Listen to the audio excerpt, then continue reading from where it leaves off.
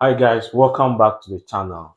This is Kofizulu Media. Today I'm here with Madam Emmanuela. She's a prof, so you put some respect on her name. Okay. Now, what type of prof is she? But let's leave that one. You watch the video to the end, then you will know.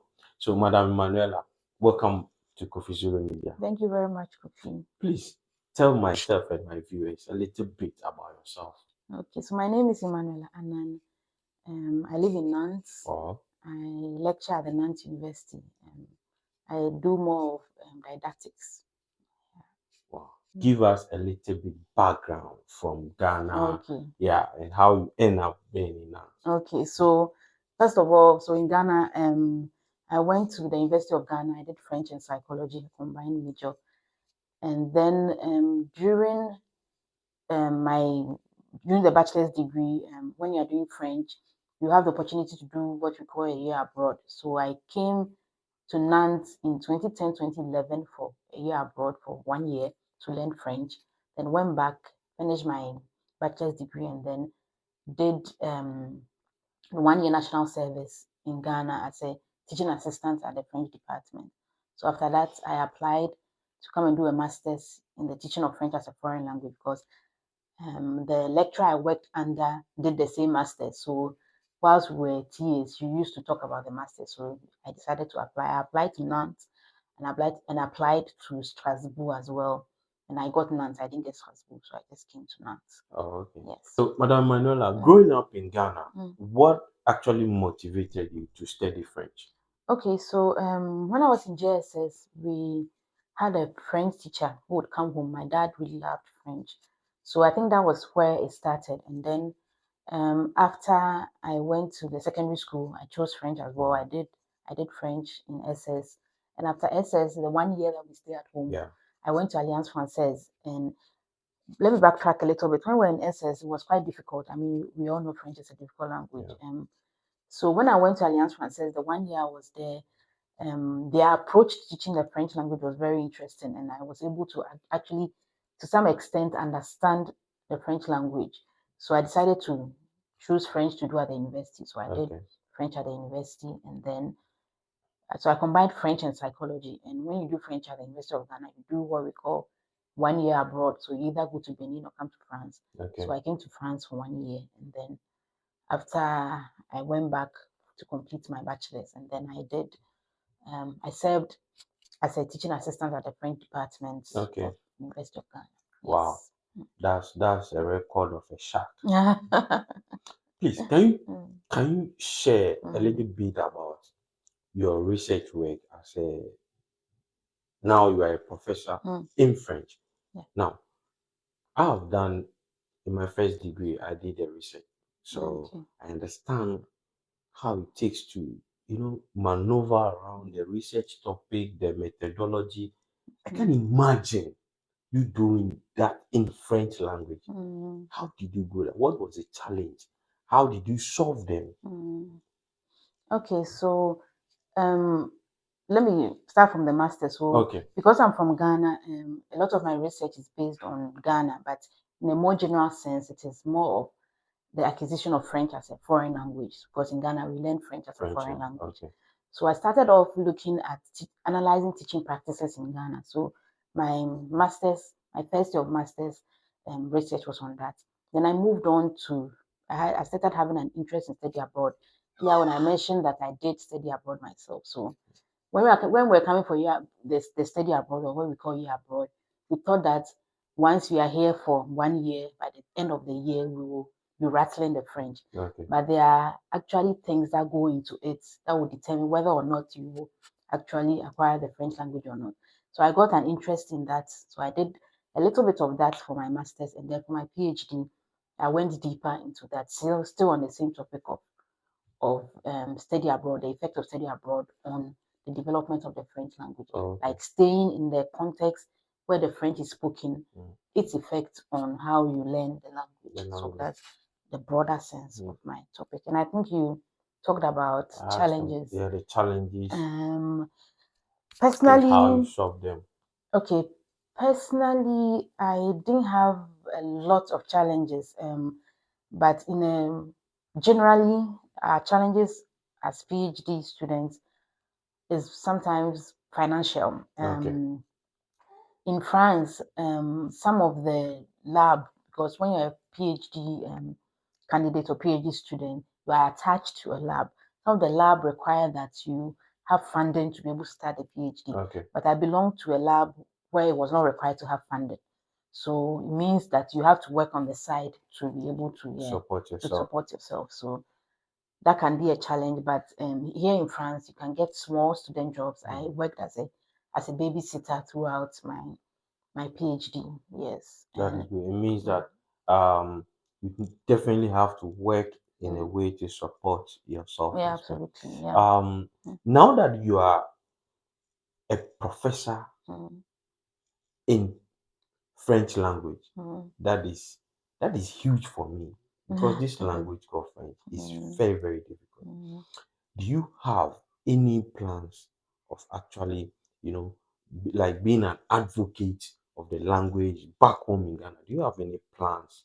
Yes. Actually, I've written a book, which the aim was to talk a little bit about Ghana. So I started off as a children's book. So it's a children's book which is called Les Journaux personnels d'une fille africaine. So it has two stories. Please take your time for us. Les Journaux personnels d'une fille africaine. Okay, so it has two stories in it. One that talks about a boy who is kind, and then one that talks about visiting historical sites in Ghana. So in the French language, but also trying to expose certain things about Ghana. Yes. Okay. So this book, can we actually, if any of my viewers want to buy this book, how can we access it? Oh, it's on Amazon. So I'll guys, give you the link. watch out. Yeah. The link should be under the video. Okay. Now, my next question is about any advice. What would be the advice you would give to any student back in Ghana now who is thinking of becoming a French professor? Because I think you are now a role model to a lot of young ladies out there. It's not easy to even pass or go through panel. Now you are in France. You have to face the French people. And challenge is huge. What advice will you give to any young person out there who is also planning to take this difficult profession? Oh, well. Yes, we all know French is hard, and a PhD in French is even harder. But what you should know is that it's doable. With PhD, we say that it is not the most intelligent who are able to finish their PhDs. It is the most persevering, those who persevere, that are able to finish their PhDs. So persevere. Sometimes you send in your manuscript, your supervisors will come back with a lot of comments, and it's like you're starting from zero, but you just have to persevere. And and also, because you are intending to be a French teacher or a French lecturer, you should try and speak the French language most of the time. I have the opportunity to live in the context where French is spoken outside of the classroom. So when I go outside, I'll hear French. So I'm assimilating the French, I'm in interaction. So it helps to develop the language. But if you are in a context where French is not spoken, let's say you're doing your PhD or doing your master's in Ghana, it means that you have to find avenues where you get to interact in French. It's in that way I can develop the French language. Being passionate about French actually got you to be in France. Yeah. So let's say, assuming you have you did your masters in France and you decide to do the PhD. So the advantage of being a French student and then the advantage of being a PhD student, especially, Ghanaians, we are looking for opportunities. So if you're a PhD student, what are some of the opportunities you enjoy, even concerning family and stuff like that? Because we feel like we want to create this avenue. We also tell Ghanaians that we are not greedy. These are some of the things you can enjoy as a PhD student. I think, first of all, in France, as a PhD student, the fees is very affordable. I think I was paying about 300 euros a year. I've forgotten, but 300 euros. Or a little over it. It's not that much. And masters? master's was about, at the time, 200 and something per 200 euros per year. But the master's, it has to be taught in French to pay that. And I don't know about the private universities. This is French public universities, yes. So, and as a PhD student in France, we have the opportunity, or we are funded to attend conferences. So if you want to attend a conference, your lab will sponsor you to attend. So I had the opportunity to travel a lot. I went to the US. A lot of places around Europe. Just the being a PhD student, you were able to travel to United States. Yes, I've been to a lot of French, all the European, most of the sponsored by our lab. There are opportunities and the there. PhD school, the lab, and then the PhD school sponsor these conferences. Wow. Yes, so let me share this. A couple of years, just a few years I've been in France.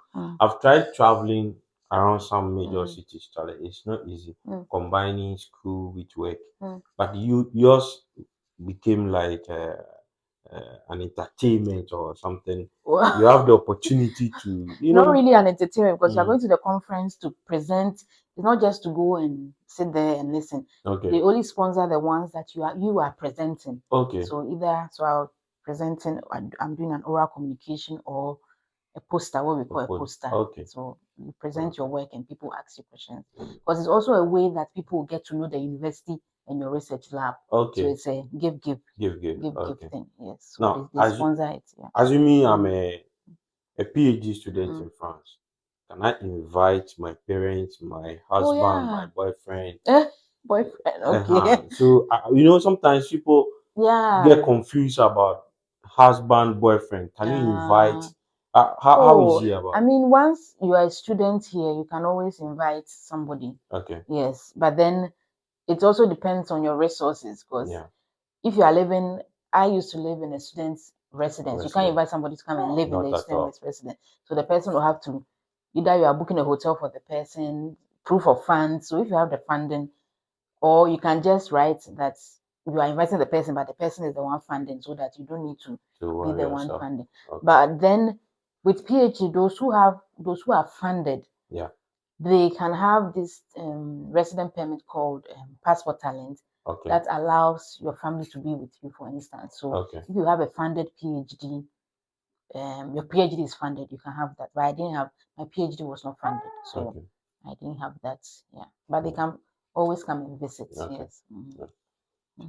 It's really nice talking to you.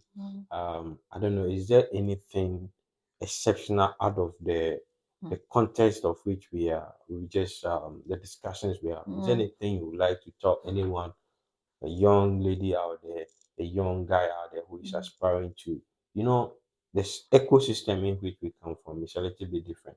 Is there anything really you would like to share with my followers? Maybe opportunities out there the person should not give up. Yeah, so if you have interest in the French language and you want to pursue a master's, you want to come to France, I think the French embassy in Ghana has a lot of funding for that. I had a scholarship for my master's through that, so they have funding for that. You can look into that. You can go to Campus France, which is located at the University of Ghana, to ask about schooling in France and all of that. Yeah. So guys, watch out for more videos on how to, apply for schools in France, especially the public schools that are a little bit cheaper. The first prof on this channel, and it's not any other prof, professor in French. Charlie, some people are born smart. So we thank you. It's a pleasure, Kofi, for honoring our invitation. Thank you very much. I really appreciate it. May this channel go. Amen. Amen. Amen. Amen.